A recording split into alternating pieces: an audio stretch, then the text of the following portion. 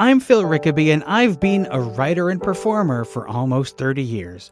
But I've realized that I don't really know as much as I should about the theatre scene outside of my particular Toronto bubble. Now, I'm on a quest to learn as much as I can about the theatre scene across Canada.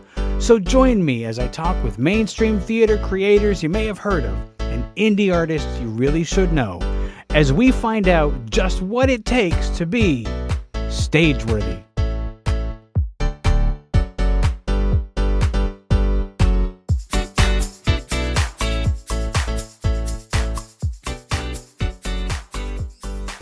If you value the work that I do on Stageworthy, please consider leaving a donation either as a one-time thing or on a recurring monthly basis.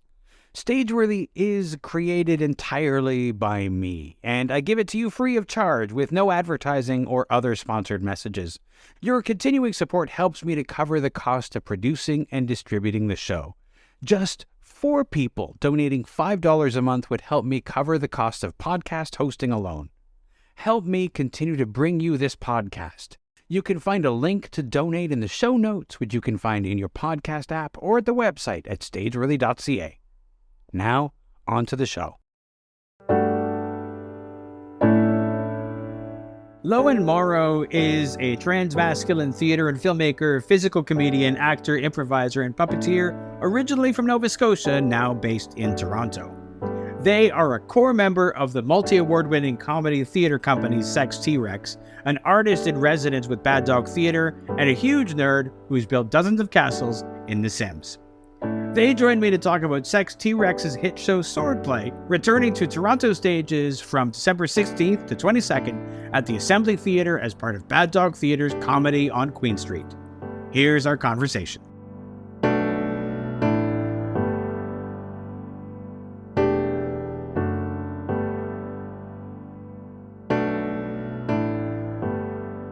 But let's start with Swordplay. Okay.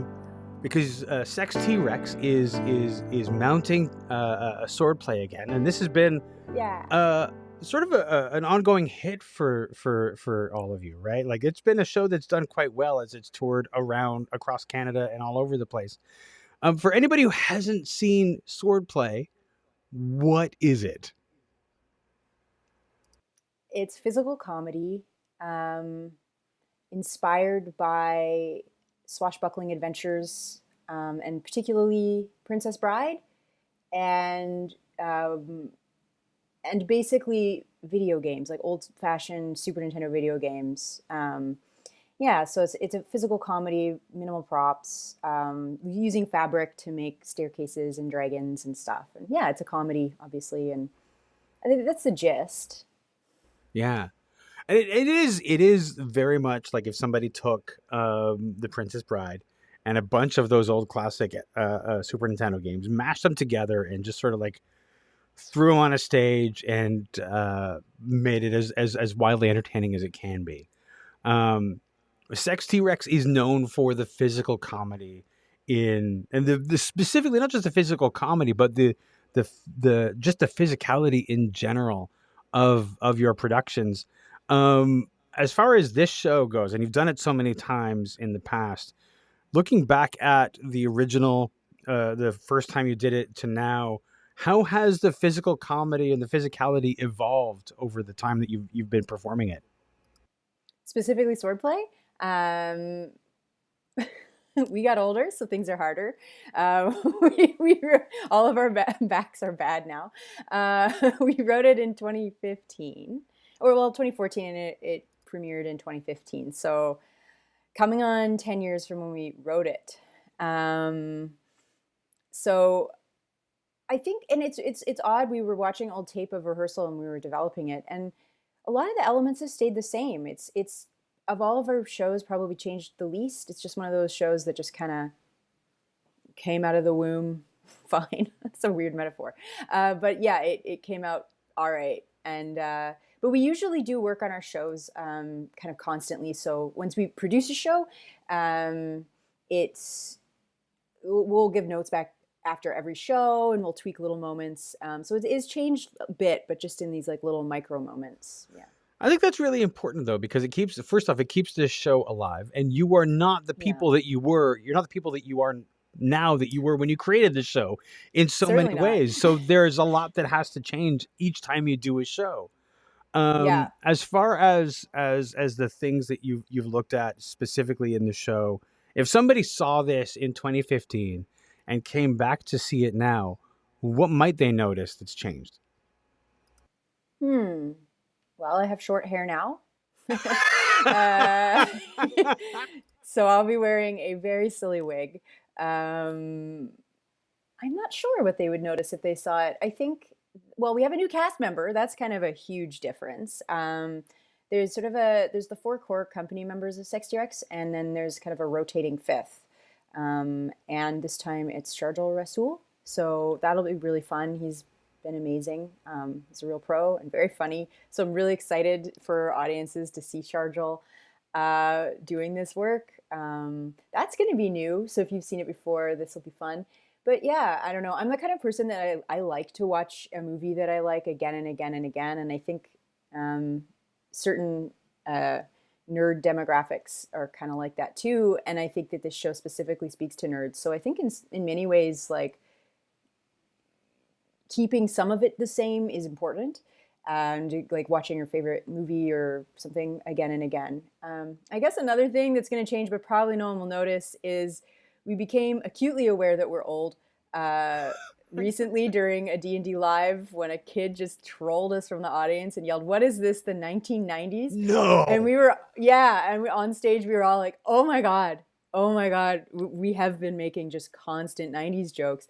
And it made me aware that this like kid in the conceit was always like the Princess Bride, grandpa comes and visits, but like the conceit was always grandpa was a millennial. But even the words I was using then for the kid, I think it was something like awesome and stuff, but we're supposed to juxtapose grandpa's like, that's sick, which is like a very millennial term. But I was just kind of aware that like, yeah, if I'm playing a kid, in the future who's using like modern language, I have to change my language. So I've been polling Gen Zs for their vocabulary. I've never felt older. I'm trying to understand what an equivalent for awesome is. So that's another thing that might have changed. We're going to change some of the kids' vocabulary to maybe try to seem a little less like the kid is, A millennial you know, too? Yeah. yeah. I want to go back to the rotating fifth cast member, because every time Hmm. you do a show like this, the dynamic of how Sex T Rex interacts, because you have the core four, and then you add It's hard. the different fifth. That must change the dynamic somewhat each time you bring in somebody. Their energy comes in and changes the show. And I've seen this show with various different fifth members, and I think it does change. What's it like for you guys bringing in somebody new each time? And so the show definitely can't be the same. I love it. I don't know. I think it's great. Everyone brings in a different energy, as you say, and everyone brings in, and and because we are always changing the show. I guess there are some parts I'm thinking of now that are quite different from when we opened, but they're just little parts here and there. But yeah, like each person who's touched the show has left some kind of legacy in the show. Um, I remember John Blair wrote a whole speech for the character Igor that appears a couple times in the show and really upgraded that part. And I remember Danny Paget played the fifth at one point, and he changed out a scene that I don't know how to describe it, but it's just basically an 8-bit sequence where a guy falls off a balcony. But he came up with that whole scene himself and like how to do it and to do it in 8-bit. And make it kind of a Metal Gear Solid reference with the guy, the villain hiding in a box, and then the king just doesn't see him when he's in a box. Uh, Everybody's left their mark. I guess one major difference this time, I don't think it's a spoiler, but Sharjul will be playing the crone, which is a character I would usually play. And so we're just kind of letting Sharjul have that scene. And I think the plan is he's going to turn it into a bit of an improv game. So I'm really excited to see how that works out. So like every fifth person of course, Joe Allen, who originated the part, was originally our tech, and he would just run on stage and do like a little bit and then run back to the tech booth, because that's how you do theater, right? And he along with Sean like mixed all of the sound for the show. So like every single person who's played that part, Peter Carlone when we were out in BC, they've all left their legacy on the show, and it's really cool. Yeah. You kind of mentioned the millennial thing and Mm-hmm. how I wanted to talk about Dungeons and Dragons in relation to that, because do Mm-hmm. you find in just jumping into D&D Live, just to jump into different projects, Yes. D&D Live, you guys have been doing that for quite some time, but I'm curious about, you have, it's set in Toronto, The the realm fantasy of land Toronto. of Toronto. Mm-hmm. But do you find that your map of the magical world of Toronto is like the kid called you out on, like heavily influenced by the 90s, like it hasn't moved on, and so the references aren't updating? Or do you guys try to move yourselves out of that time when you were experiencing Toronto for the first time? Well, I think the map has been updated a couple times. I was noticing recently that Forthright Eds is still on there, which is sort of the what Honest Eds was. Yeah. So we do have to change that, Yeah. unfortunately. Sad. Um, but like it's mostly referencing neighborhoods and buildings. Um, so the map itself really changes when we kind of get tired of it, and we'll just find a new neighborhood to represent if we come up with a goofy pun, because they're all, except for like Parkdale, which anything Dale we just keep as it is because that sounds pretty fantasy enough. Like and the Sky Dome, we just kind of call it that, and it floats in the sky. There's a lot of names that just are already kind of magical sounding, and we just keep those. But other than that, we kind of come up with puns or make it a little bit more um, fantasy Hmm. esque. But like the Tomb of Eton, because they didn't have many malls back then, or the word mall meant a totally different thing. Yes. Yeah. And not like back then as if like fantasy ever existed, but like the medieval kind of Yeah. time when a lot of fantasies are set.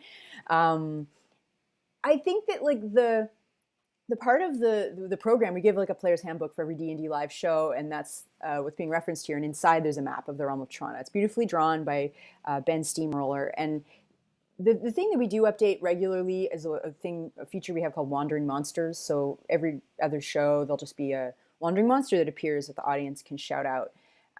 Those change because those are a little bit more more circumstantial, less like buildings, which change very infrequently, or neighborhoods, which change infrequently. So like, oh, I forget the joke, but there was one reference to a convoy I was noticing when we did the show on Sunday, and I was like, I think it might be timed. It was like it wasn't convoy golem, but it was like some kind of thing. And I was like, we maybe want to swap that one out. But that's the thing, like that aspect of it does change out. It's mostly our music references that are old. When we reference a song or something like that, that's where we really show our age. And not everyone in the cast is an elder millennial. We have a age range, but those of us running it are, Well, Lowen, it's reaching. so hard because as you get older, you think that the even though it's not current, your musical references always go to the things that you listen to when you're teens and early 20s, and there's Yeah, really no way around it, no matter how much you try no. to listen to updated stuff. Yeah, it's just, I think it's, I don't know, I'm not a brain scientist, but that's just how our brains work, Yeah, yeah, you have that fresh, squishy, open brain when you're that age, and everything's new, and you take it all as this is how the world is, yeah. and then the world changes. And you're less maybe flexible, even though you can always still like learn and grow. But my God, yeah, like Yeah.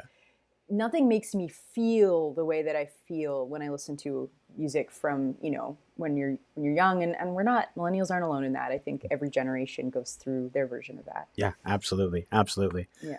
Now you guys have been doing D&D Live Yeah. for like 10 years, maybe Certainly longer. longer than that. Yeah. Oh, certainly, yeah. I was just sitting here trying to think when we started D&D Live. I don't know. I want to guess 2012. No, that seems, yeah, maybe around 2012. but I think it's been longer than that. Hmm. I think we had our 10-year anniversary a while ago. Yeah. Yeah. Yeah. Because that Yeah. was, I first became aware of not of your version of it, but around the time that I was touring with Keystone Theater. I think it was around 2012. We were in Winnipeg, which had Winnipeg. its D&D Live, which was like you couldn't even get in the door for that during Fringe. Yeah. Somebody tried to do something similar in Edmonton that same year, and it's a really great idea to like, improv this role playing game. When did you guys first start thinking about doing it? Well, originally, I think it was a. My history is going to be a bit off, so I apologize. I think Sean might be able to, correct after the fact, but do some corrections. But I know it was after the Winnipeg show because our show is a direct spawn of the Winnipeg show, and I believe it was at first a Bad Dog production, and then Bad Dog didn't want to do it anymore, and we did, so we picked it up. Um, and now we're co-producing with Bad Dog. So it's kind of been through some of jostling between Bad Dog and us, but it was an original spawn directly inspired by the Winnipeg folks. I love them. They're so wonderful. They've given us like so many. Every time we've gone to Winnipeg, I think it's only been twice, but we've been on their show for the Fringe, and they've been so kind. And yeah, we continue to share ideas. Yeah, we continue to be inspired by them. Awesome, awesome. Now, Yeah. you guys, the whole D&D Live, you guys are improvising an adventure. I believe Sean Yeah. is the DM plus DJ, Yeah. and sort of guides the adventure. But you guys, the cast is improving, and there are dice rolls as well. I think I've seen the giant dice at some Mhm. events that you've done, and that determines how things go forward. How much do you know going in what is planned for the evening? Oh, very little. I mean, it depends on the show. Once in a long while, there's going to be like, there's a fun idea, or we'll have a guest who's coming in with a strong offer ahead of time. But we did a show this past Sunday, and right before the show, Sean comes backstage. Is like, I think we might do a holiday theme show. How do people feel about that? And then that was kind of it. That was the whole what we knew going in. I guess it's fair to say the characters know who their characters are and what they did last time. Mm-hmm. So that kind of informs it. But that's it. Everything else is determined by what the audience yells or what the audience rolls on the big giant D20s. Yeah. Do you ever have to be reminded of what happened last time? Do you? Yes. Yes. Well, it's a once a month show. And having done so many at this point, I'd love to know how many versions of this show we've done, because we did a whole Fringe run of D&D Live. Like, let's say, I think it's safe to say well over 100 shows. Yeah, you can sometimes last time can get a bit fuzzy, but yeah, for sure. Once in a while, we'll need a little refresher. Because every game of Dungeons and Dragons I have ever played, we can't remember what happened last time. We need the DM to do a Yeah. recap before we even start, and hopefully they remember too. Yeah, that's fair. Same. Yeah, absolutely same. Yeah, we're playing tonight. Now, how long have you and the rest of the group been playing D&D? Oh, well, Sean and I, well, the whole group, we all went to theater school together. We didn't all start playing D&D together though, but Sean and I started playing D&D together, or well, a role-playing game inspired by D&D, in 2005. Yeah. So we've been playing D&D together since then. Connor comes and goes. We've done several campaigns with Julian, but yeah, we play with a bunch of people. Mm-hmm. It's hard enough to get a game together and to play it regularly. So to be playing it, like you said, rotating people, but it's good to see people who've managed to keep a game going, both improv wise and tabletop wise. Oh yeah, yeah. We've had some epic campaigns. um, now I want to go back to Sex T Rex, and I want to talk a little bit, and you can tell me if you don't want to talk about this. But Ooh, um, one thing that has changed is your gender identity has changed in the yes, time that from since you created the show and to yes. doing it now. Um, do you, and this might be a weird question to ask, but do you have reservations about playing as a transmasculine theater maker now? Do you have reservations playing a more feminine character, the princess character, in this show? Yeah, it was a thing I had to think about. I don't think I have reservations. I think that like I am transmasculine, and the reason I'm not a trans man is because I still have a lot of feminine qualities, and I think that like not to bring in Drag Race, but to bring in Drag Race, so, um, to bring in Drag Race, it wasn't until I was sort of watching that show and I was seeing a lot of really feminine men in dresses. Like I was like, that's more what I am. Like I'm more of kind of a feminine guy. And I was never comfortable in dresses just as me. But I loved wearing dresses like on stage, and I loved wearing, if I had to go to like a formal event, I would just be having like panic attacks, and I couldn't understand why until I figured it all out. But like I think we talked about like does Princess Pimpernel, because she does kind of go through a change in the show from like Princess Peach to I don't know someone who's a little less in need of rescue. Let's just say that. Um, she kind of has a violent turn, and so we were like, do we want like Princess Pimpernel to I don't know change pronouns at that time too? Do I take the wig off at that time? Like, do we want to do that? It was a conversation. But at the end of the day, like, I think this particular character, I'm not going to say Swordplay is in any way political, but it was certainly at the time very much, there were very few strong violent. And strength and violence don't always go together. I'm just saying in this one case, I didn't see a lot of that at that time, and I think that the her being a her is really important, and it's also really important for the Barnabas and Santa story.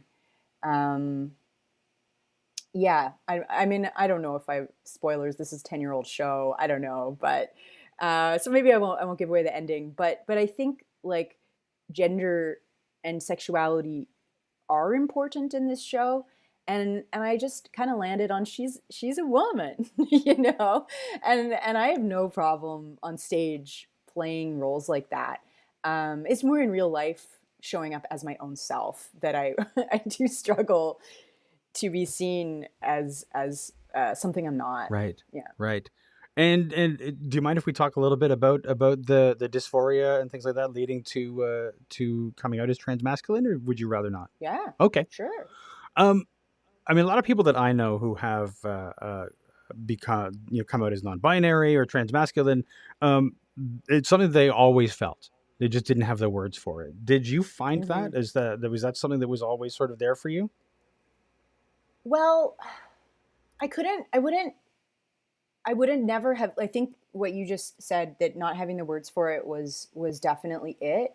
I'm definitely, yeah, I definitely have experienced it. I'm really good at justifying things, and so I would just often justify away the discomfort that I was feeling. So I would never have thought of it as gender dysphoria. And I had met trans people, but I had only met like binary trans people, like trans men and trans women. And so I didn't really think that I was one of those things. So I just didn't think I was trans. It wasn't until later when I started to understand non-binary stuff that these things started to make more sense. And it was kind of like one of those like detective boards with all the like pictures and you're trying to draw the connections. It was suddenly like I could see the connections between all of these like uncomfortable things that I knew were uncomfortable for me. I just had never seen them all being connected under the umbrella of gender before. And so it was suddenly like very, being really panicked when I was a teenager trying to buy clothes and really just being like, I don't know. I guess I'm supposed to wear this. Is this bullies? Will you leave me alone if I wear this? Like, it was never like, I was never like, oh, this is who I am. And the dysphoria, I think once I had an understanding of what that was, and I used to say, like, I remember sitting around a table one time with a bunch of actually comedians and saying, everyone was complaining about being a woman. And I was just like, yeah, and wearing dresses, right? And everyone was like, what? I was like, it sucks, hate it. And everyone was like, well, I love it. I love, and I had written that off as, well, being a woman is hard. Wearing heels is hard. Everything about being a woman is hard. And there's a truth to that. But that's it. Like, I could justify so much, and it all kind of, once I didn't need to justify those things anymore. And it wasn't a conscious mechanism, really. It was just like, just don't have to think about it. Then I would say dysphoria is a correct word. But there is a difference for me in being a character and being myself. There's a lot of aspects about playing a character that aren't me, and gender can be one of them. And I do maintain a strong feminine side. So I think it's fun. It feels like I'm in drag. I love it, But let's bring it back to Drag Race, because that's something that I appreciate about, to me, a good drag queen, is Yeah. somebody who knows who their drag character is. Might not Yeah. be very similar to themselves. It might be similar, but they know the differences between themselves and the character, and they can tell you who their drag persona is. And I think that brings out something kind of special in that. In that way, in this show, you know who Princess Pimpernel is. Yeah. Exactly. Yeah. Yeah, she's a bit nuts. But yeah, I think like, I do know who this character is, and she's not me. I've never been a princess in a tower. I've never had knights who serve me, and I've never fought a dragon outside of D&D. And as sad as I am to say, I don't think I'd fight a dragon. I'd try to be friends with the dragon, I think. But yeah, I've never, there's enough differences that like, and we'll see. I don't think it'll be dysphoric. I've played a few women since coming out. And it's been fine. There've been a couple moments where it was like, oh, this is a little hard, but I had to do a scene one recently in a bra. And I was playing a nun. But the person opposite me was a cis man also playing a nun. So we were both kind of bros and bras, and that kind of helped. Like, but that was me just like a little bit like, I was like, oh, this is a bit a bit on the edge of what I would think I would feel comfortable in. But yeah, for the most part, like the Sexy Rex roles, like, let's be honest, I wrote them myself. And one of the first things when I came out, one of those like pictures on my like crime board was like, oh God, all of the characters that I've written for Sex T-Rex all in some way are queer coded, or at least they aren't who they seem, or like one of my characters was just called boy, or they all kind of like in the princess's case has like a secret, like secretly she's like, tough. And again, that is not necessarily man, but it was like me expressing a side of myself that like I didn't know where else to put it. Yeah. One of the things, let's just jump back a little bit, because I do want to talk about Sex T-Rex as a group. Yeah. You've mentioned that you all went to theater school together. Yes. At that time, I think we are theater school siblings. I think we went to the same school, and I think we may have had similar experiences. So sorry. I Do we think need to talk? Is this going to no, become a we don't. therapy We don't have to go session? through Because the that's therapy thing. We don't okay. need to go to the therapy thing. I've dealt with all of that stuff years ago. It was not an easy time.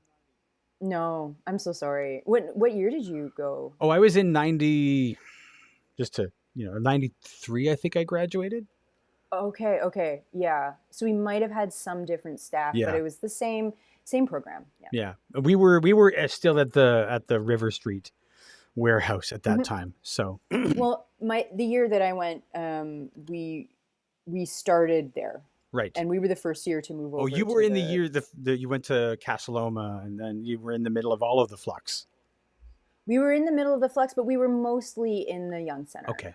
Okay. Oh, Um, okay. You were fortunate enough to be, but well, fortunate enough, but we were mostly in the Young Center. We were supposed to exclusively be in the Young Center, but there was some building right. delays, so we were a little bit on River Street, but Right. that was mostly just there was some kind of, I don't know, chemical something happened. Anyway, so Right. we all had to, Right. building stuff. Yes. Yeah. Aside from Yeah. that, you were all at theater school together. Were you pals then? Did you hang out, or how did you come together to form Sex T Rex? Um, we I think kind of what you identified. We were, brothers in arms facing adversity. I think there was a bond through not fitting into the program, but we all loved stage combat. There were some classes that we'd take that we just were all like, "Oh, this is great," and I wouldn't say that we were all besties in school, um, but the year we graduated was the year Sex T-Rex was formed, and it started as an improv troupe. Um, and I think through that is when we all became friends as well. Well, Sid, there's two things that are going to happen when you form a theater troupe with people. Is either you're going to become best friends or you're going to hate each other's guts. There's really Yeah, no you're not going to be ambivalent about the people that you work with. So I'm no, glad it went the good way. yeah, and like anything, we're like a family, So we've had like ups and downs, but I would say for the most part, like we love each other, and I think that we want to keep working together, and so we keep working together. Yeah, absolutely. Um, Now I want to talk a little bit about more specifically about you and your theater life Mhm. and some stuff that you've done. Um, Now, one of the things that I know is that you're getting ready to prepare to do a short film. Yeah. Tell me about the short film and how that came about. Um, how did it come about? Well, my friend Gwen Cummin, just texted me and was like, I don't really remember where it came from. I think maybe I did a puppet show, or and anyway, her partner does film stuff too, and they both are really active in film and TV. I'm less so. I dabble. Um, I'm more of a theater guy. And she just reached out and was like, "Do you want to do a let's we have access to a studio, we have access to some cameras and stuff. Do you want to do a short film with puppets?" And I was like, "Heck yeah!" That's really where it started, and since then it's kind of grown. We've like applied for funding and stuff, so we're all just in holding. It's going to happen either way, but on what scale it happens depends. Come through governments. But yeah, it's we just got together and we were like, well, okay, what is a story about that involves a puppet that we can write in a single room. And this was last year. This was last November that we wrote it, and I was starting to notice. I think it was around the time I was paying a lot of attention to the Ukraine-Russia fight at the time, and I was starting to learn a lot about fascism and authoritarianism, and I was watching these trends happen in Canada too. And there's all kinds of groups that get scapegoated, but I was relatively recently out at the time, and everything Gwen creates pretty much is centered around queer stories.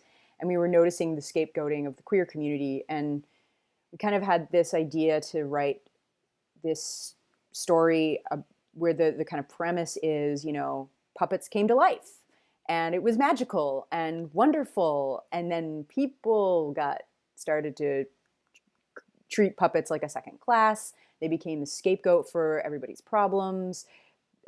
People started to protest. Puppet bars were shut down. So we kind of, and basically like this puppet's in hiding. So that's kind of the whole premise of the film, and it kind of just goes from there. You've done quite a few things with puppets over the years. At what point did puppetry become a thing that you were interested in? Yeah. Well, my whole life. I mean, my dad was a puppeteer, and growing up with puppets, I didn't really think there was anything else I should do, because puppets are great, especially when you're a kid. And he still runs a puppetry theater company, a touring theater company out of Nova Scotia. And so it was an oasis to get away from school, which I never loved. I'd take days off and just go and build puppets with dad, and you know, um, so working for his company was kind of a life goal. It's why I went to theater school in the first place. I wanted to go into dance. Um, and then I was like, oh, well, if I have to go to theater school that was like the second on my list. So I'll go to theater school to work for Mermaid Theater. And then I did that. And then I toured for 6 years. And I was like, all right, yeah, that's how I kind of got interested in puppets from a very, very, very young age. So yeah, I've been practicing puppets with my stuffed animals from the time I was like 4. Yeah, it's been a passion of mine for a long time. So your theater origin story starts with puppets. It does, yes. And at some point, was the choice to go into theater something that, I mean, as you said, it was to get to do puppets. But what made you decide that theater school and something along those lines would be beneficial over, say, dance or something like that? Literally to work at Mermaid. Okay. Well, and there were some other influences too. When I went to theater school, I had very little experience performing on stage. I had done some like high school musicals and stuff. Yeah, I think I rationalized at the time too, of like, not that a dancer's career is quite short, and if I wanted to do it, I grew up in a rural setting. I'd have a lot of work ahead of me, and by the time I was there, my career would probably be done-ish. Um, so I think that played a bit of a role. When my second year out of high school, I still wasn't in school, but I went and lived in Montreal with a family friend who was working at Playwrights Workshop. And I spent a year, she was the artistic director of Playwrights Workshop at the time, and I spent a year living with her. And we saw a lot of theater that year. And more than that, she partied with theater people like all the time. And I'm not saying she like partied all the time, but it was just kind of we were constantly theater people coming through the house. There were occasionally parties, and I just started to really get into what these people were doing, and I thought it was really cool that a lot of theater builders, a lot of theater makers at that time, years and years ago, yeah,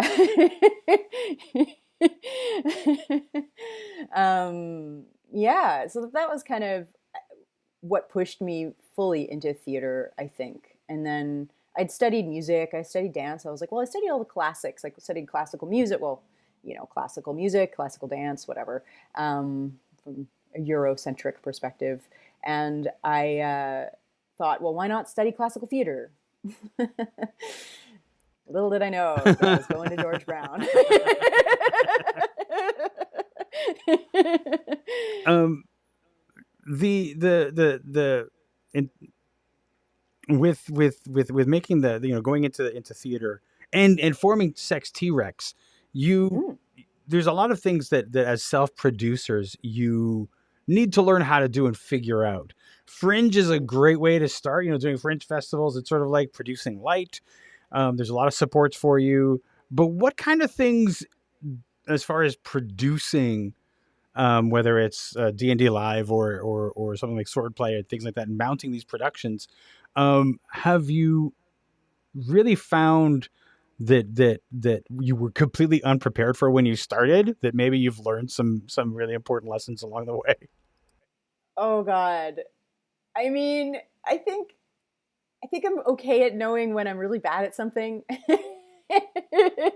And I've tried really hard to do our social media and write our press releases. And I was so overwhelmed by that side of producing. Like, I can set up an event. I love making events. I love coming, taking care of all the details. Like, that side of it, I love.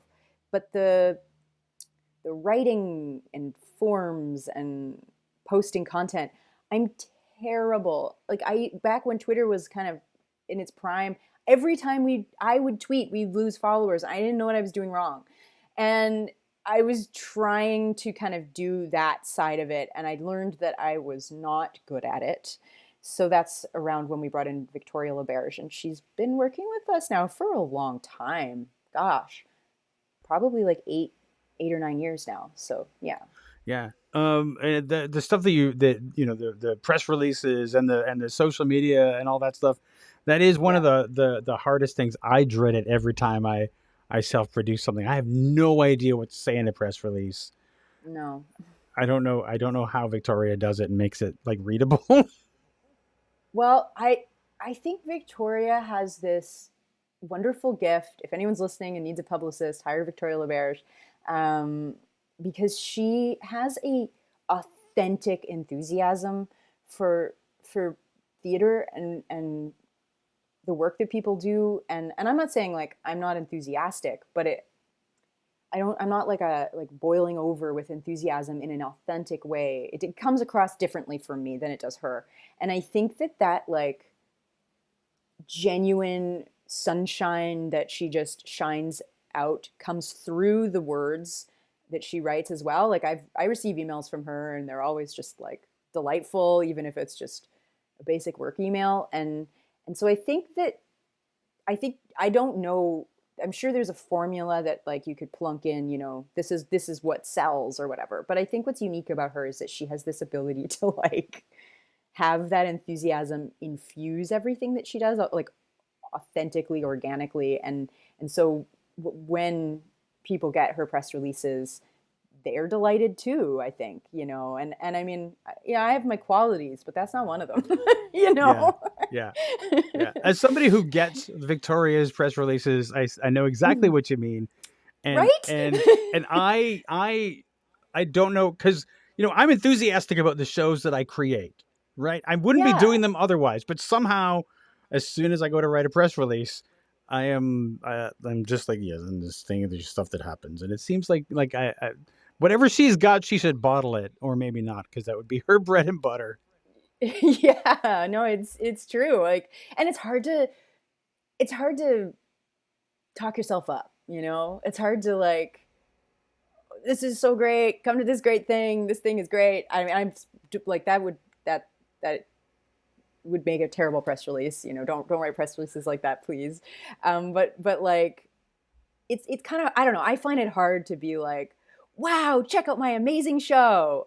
Even if I think it's amazing, even if I'm really proud of it, it's that extra step of thinking it and then like telling people you're great. I find that difficult. You know, maybe I won't always, but I do. And I don't know. So I think it's one of the hardest things. And I don't know if it's a particular Canadianism that we have a difficult time like talking ourselves up. But it's definitely a common problem, because you're like, yeah, I think this is really great, but I mean, you could come if you want, is basically the gist of most of the press releases that I can manage to write, just because it's hard for me to say, this is a really great show, you should come, just like you're saying. Like, I don't even know, because what are they going to think? I'm saying this? Like, it's so weird to have to do that. And it seems like so difficult to do. It is so difficult to do, and you should hire Victoria LaBerge. I know. I've attempted in the past, but she's so busy that she's so busy. It's sometimes hard. We got in early. You guys, I think quite honestly, she's such a fan of yours. I think you guys have privileged positions, so which justifiably so. I do recall when we did do Swordplay for the first time. I remember she has a really wonderful laugh, and it's very like her. You can always tell. I was like in a cab on Ossington one time, and I'm like, I heard like and I was like, hey, I texted Victoria. I was like, are you on Ossington? She's like, yes. How did you know? It's like, I heard you laugh. And when she was watching Swordplay one time, for the first time, I'll never forget it because I was distracted the whole show. Like, is she okay? You know, like, is she going to be okay? But yeah, her laugh is amazing and genuine. Yeah. She's one of those people Also, who has the one of the best laughs to have in the house. Like, God, it's yes. contagious for the audience because they hear it, but it's also like, it's a real genuine laugh. And so if you can make Victoria laugh, that laugh, you really are on the right track. Yes, you know, you need those like laugh cheerleaders, even like they're authentically laughing, but they also can like give everyone else permission to laugh. Absolutely. Sometimes that, yeah, Yeah, sometimes we need that. absolutely. We do. Absolutely. Hmm. Ooh, and one thing I wanted to mention, I've seen a few short films that you've done. There's one coming up involves puppets. But you did a feature film recently. It's going to be released next year when you were not a puppet. I was not a puppet. Okay, tell me about that and how it felt to not be a puppet in a film. Oh, it was really weird. Oh, you want to talk about theater school trauma? Because I haven't done a lot of acting outside of like sex UX or comedy as myself, like as a person. Mm-hmm. Most of my like professional work I do is with puppets. Um, and yeah, you know, you talk like I had weird little theater school trauma bugs that were in me still that I had no idea were still there. So it was really, really challenging on the one hand because I was like so insecure and trying to pretend like I wasn't. But on the other hand, God, it was fun. You know, it was so fun to reconnect with those skills and with that side of myself that like I just kind of left back in theater school basically. Yeah. Um, and you know, I did do a bit of film and TV after theater school, but it was, oh boy, talk about gender dysphoria, like going out for all the shitty girlfriend roles that were like, what do we do? And I could never do them like in a grounded, realistic way because I Right. thought they were trash. And just you could just see on my face in the room, I was like, this writing is trash. Like I didn't have to say it with my words, but it would just. This was back when before you would like send in your tapes or Right. whatever tapes. Woo! Yeah, yeah. Send in your. It's still called self-taping. Oh right, that's true. Anybody who like rolls their eyes when the older folks say tape, we still call it self-taping. That's true, but we literally had to send in tapes then. But we'd mostly do it in person. But yeah, I just people would be like, okay, but like Yeah. maybe judge the material less, you know. But yeah, so I think I had some insecurities, but I'd been working with the originally I was brought in to help uh, build the film. It was already kind of written, but like stage it, I guess, because the Grace Glowicki who wrote it, directed it, and produced it and starred in it, like holy moly, I don't know how she managed that. It was wild, but like she wanted it to look theatery. She wants the film to look theatery. I don't think I think that's safe. I think I can say that. And so she worked with theater artists, which was really cool. And so that's how I got roped in. She'd seen Sex T-Rex, and so I was just brought in to kind of do that side of stuff. And so we've been working in the studio for months. And there was someone in the film that was supposed to be in the film, and they dropped out. And then I got in.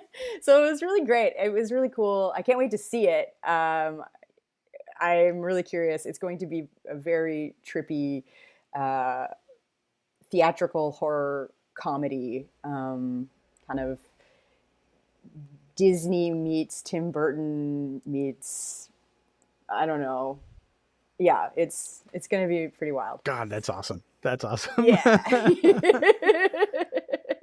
You were talking about that theater school trauma, and I will tell you Oh boy. that it must have taken me like 15 years after I left theater school when I realized, I was still trying to impress the acting teacher at theater school, and how long Yeah. it took me to just like slough that off and be like, he doesn't care. I don't need to impress him, and you can't anyway.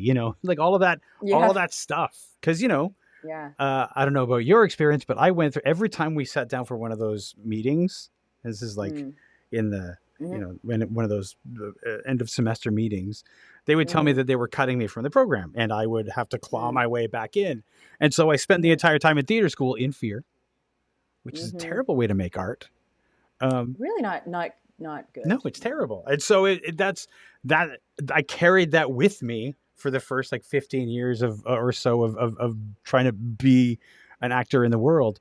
And it's funny how those things stick with you, um, Yeah. even when you Yep. are trying so desperately to just ditch them. Yep.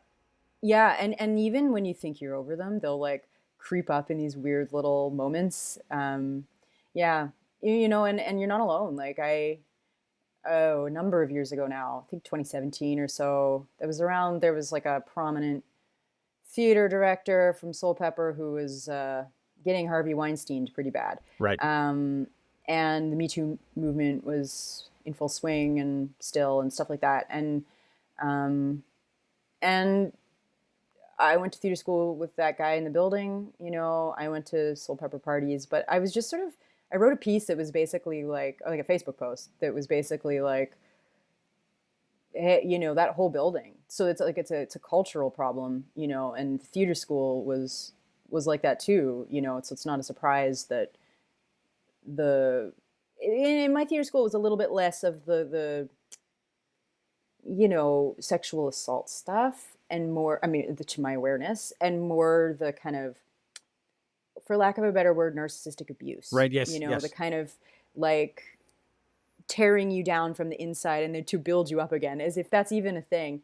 And as if people in their 30s and 40s, like my teacher was at the time, is in any position to do that to Right. anybody. Yeah. But yeah, like it was more that kind of abuse, really insidious, Yeah. where you think you're bad, you're like bad meat, you're like rotted somehow, Yeah. instead of like, oh, this is a thing I can work on with my acting. You know, Yeah. it's like, No. no, you as a person are worthless, Yeah. and you know, it's more that kind of stuff. So I had I heard of spoke out that about about it. that period of that school, that it was that there was a lot of that kind of narcissistic abuse. And most of the I'd done so many interviews with people during that period that we would have a conversation and find out they went to George Brown and say, well, how was that? And they get a weird look in there and in their eye and they'd say, it was fine. And then after we Uh stopped huh. recording, that's when they would tell me all of the stuff. And I'd be like, okay, I see. Some shit's happened. Well, exactly. And what I was going to say is like I wrote a thing, and then She Does the City published it, a version of it, and I started hearing from people. Like I thought I had it bad, right? Like because I did, you know. But I was skinny, conventionally attractive, female presenting at the time, and I thought I had it so bad. I wasn't fat. I wasn't a person of color. I wasn't queer. Well, I was, but they didn't know that. You know, or at least like obviously queer, you know, visibly queer. Right. Um, and when I started to hear from some of those peers and the kinds of comments they had to endure, it really opened my eyes to, yeah, I did have it very bad. And what I experienced was really unacceptable. And those teachers should be ashamed of themselves, if they're capable of that. But but what my peers were going through, not just from my year, but like as you're identifying other years, it was really eye opening, um, to hear from, and I have been hearing from people, not as often, but a guy from my class reached out like a year ago, and we went for coffee, and he was just, we graduated in 2008. He was just coming to terms with like PTSD. I mean, I'm not a psychologist. Like, I don't want to say that that's what it was, but like trauma, I can say that, you know, like shaking. He was shaking, talking about it, you know, and so like that's not something to be scoffed at, and so many of us, right? Yeah. And you and I were probably some of the lucky ones. Yeah. Like we didn't have sort of more visible at the time things that could mark us. Yeah. You know, that they could troll us for. Yeah. Theater school is, I mean, you go in at a vulnerable age, right? Most people Yeah, go most of in us, yeah. 17, 18, 19, somewhere around there. You go in at Yeah. at a vulnerable age. And a lot of times, and I think that theater schools are finally starting to not do this, but have the whole attitude that you mentioned of we're going to tear you down and then build you back up. And then they would do a lot of Yeah. work on tearing you down and nothing on building you back up. Yeah, they build up like 3 people. Yeah, yes, yes. There would be 3 people who got built back up, and the rest of you could go jump, sit in the garbage can where you belong, or whatever. Like all of this Yeah. bullshit. I think that some theater schools are starting to finally deal with that, but it has been Yes. like it has been 20, 30 years of Yeah. that has needed to, and that's needed to change, and it hasn't until really recently. Really recently, and I think it's kind of in a squishy, vulnerable place itself. Like people are kind of trying to figure out how to do this without the Yeah. abuse. It's kind of everyone's kind of got Bambi legs and stumbling around trying to learn. And like I think that there's a lot of change. It's happening really fast. I had a privilege of hanging out with some. At the time, they weren't recent grads. They are recent grads now of George Brown. I helped one of them move. Long story, but I had this privilege of spending time with these younger people and getting to hear their experience of going through that same school, night and day. Yeah. And like they didn't even know about the dark times, No. really. I mean, one of them did, but the rest of the, and I was like, they're like, oh, it's not perfect, but it's good, it's great. Oh, yeah. Oh no, we didn't go through anything like that. And I was like, this is, you can teach theater. You're doing a play. It has the word play in it. Hmm. I'm not saying like everything has to be fun and a party all the time, but like you can learn to act without being Yes. traumatized. Like that just, and so you're right. Like the title change I am so hopeful for and I'm so grateful Yeah. for. And I think it's needed. It's this like leftover, I don't know, British military colonial stuff we're dealing with. This like top down Yeah. patriarchal, you're bad. You're Yeah. Yeah. I really feel like a lot of the teachers for a long time were sort of just going forward with the attitude of like, well, I was borderline abused in theater school, so that's how you learn how to be an actor, and it's just Yep. such a terrible way. And I am so glad that so many of the people who were in that school now have no idea how bad it got. Yeah, I am so grateful for that. Well, you talk about cycles of abuse, right? Like people talk about intergenerational trauma, and it's like there might be a genetic component, but it's handed through behavior, Yes. Yeah. and that's how it happens. The only way you know how to teach theater is the way that you learned, and then you do it, and then you hurt someone, even if you don't mean to. I think in a few cases, I'm unsure if that. I believe there might have been intention. I don't know. Can't read your mind, but to hurt. But even some of the teachers that I think were good people that didn't want to do harm were doing harm because they were only doing what they knew. Yes. Yeah. Yeah. And it takes a lot to break that cycle. You Hmm. know. Okay. Mm-hmm. Now, with 5 minutes left in our conversation, I want to ask you, um, Yes. who is your favorite drag race drag queen? Okay. Yes. My go-to answer is Sasha Velour, Good choice. Good choice. winner of season 9. Um, I like my smart queens. I like my weird queens. I like my arty queens. I like my queens who say something with. And I love a party queen, a queen who's just like flipping and dipping and doing all those cool things. Like I have a lot of love for all types of queens, but I think that like that type of queen is I think mm, yeah, my favorite type. Yeah.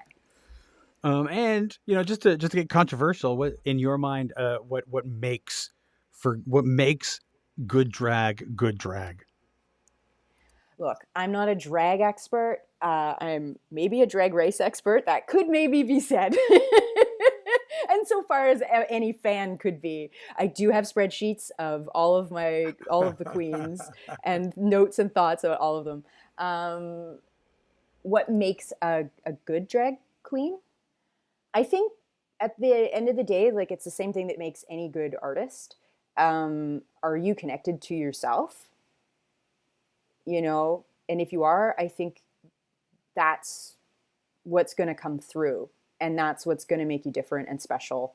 Because like everyone has a different light, and whether you're doing clown, whether you're doing drag, whether you're doing acting, or writing a book, like whatever that is, I think that the most successful artists, or the ones that people that resonate with other people, are able to be their most authentic self. That's, in my opinion, like what, certainly through watching Drag Race, like those are the queens that I think tend to do better. The ones that are grounded in themselves, you know, not trying to impress their theater school teaching, not trying to be like, look, RuPaul, you know, those ones that are like seeing themselves from the outside in instead of being themselves from the inside out. Like, I think that those queens, I think, at least certainly do the best at Drag Race, but in my, oh God, almost 20 years as being a professional artist, I see that in all forms of art, that like the actors that I can't take my eyes off of, you know, tend to be the ones who are able to connect with something true to themselves. Yeah. Perfect. Yeah. Well, Lowen, thank you so much for joining me. I really appreciate you giving me your time. Looking forward to having Swordplay on the stage again. Yeah. Thanks so much, and thanks for giving me the time. It was great as always. I really appreciate it. This has been an episode of Stageworthy. Stageworthy is produced, hosted, and edited by Phil Rickaby. That's me. If you enjoyed this podcast and you listen on Apple Podcasts or Spotify, you can leave a 5-star rating. And if you listen on Apple Podcasts, you can also leave a review. Those reviews and ratings help new people find the show.